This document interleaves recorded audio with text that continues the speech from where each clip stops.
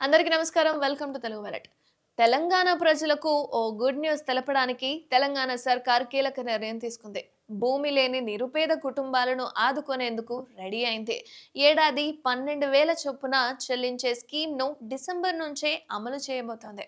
ఈ మేరకు ఉప ముఖ్యమంత్రి మల్లు భట్టి విక్రమార్క ప్రకటన చేసిన సంగతి మనందరికీ తెలిసిందే. అయితే కాంగ్రెస్ పార్టీ ఆవిర్భావ దినోత్సవమైన డిసెంబర్ 28న ఈ కార్యక్రమం ప్రారంభించబోతున్నారట.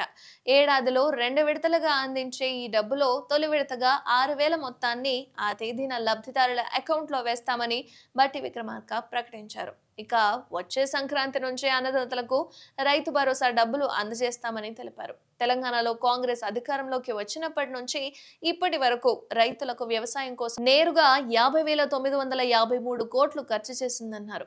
ఇక సంక్రాంతి తర్వాత కొత్త రేషన్ కార్డులు కూడా జారీ చేస్తామని చెప్తున్నారు. సంక్రాంతి తర్వాత కొత్త రేషన్ కార్డులు ఇస్తామని పౌర సరఫరాల శాఖ మంత్రి ఉత్తమ్ కుమార్ రెడ్డి శాసన మండలి వేదికగా ప్రకటించారు.